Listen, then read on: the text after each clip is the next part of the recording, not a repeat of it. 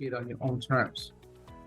So here's a scenario, like a common scenario I would like to ask you, Igor. So let's just say I purchase a home.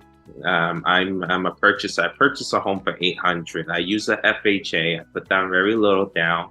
We borrowed like $790 on the house. Yep. Let's just say interest rates went up. I bought it a few years ago. Interest rates went up. Now the market it came down. Let's say 700 is only worth 700. My loan is 790 now, and I can't pay it anymore.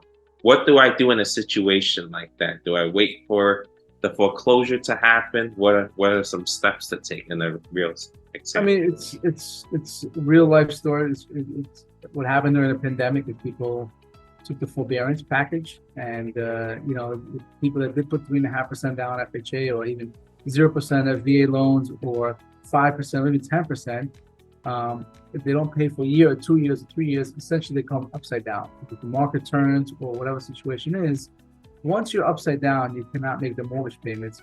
There's a legal process that happens. There's a lien list pendants that gets put on the property. So eventually in New York, it's a judicial system. There's a summons of complaint that gets filed against the homeowner. I'm not going to bore you too much on the legal process of it, but there's a process that happens within the judicial system that could take a minimum of 1,000 days before foreclosure action happens.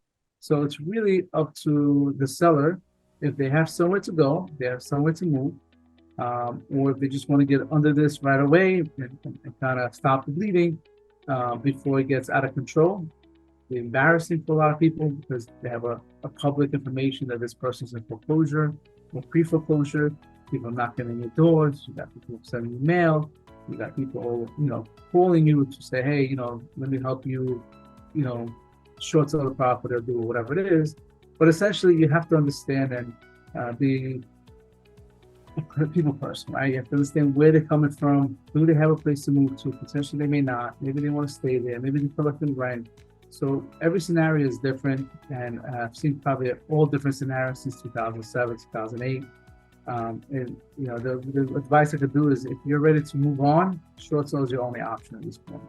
The only good option at this point to leave on your own terms. There's other alternative loss mitigation options, but to settle debt in full without having any headaches, that is the best option out there.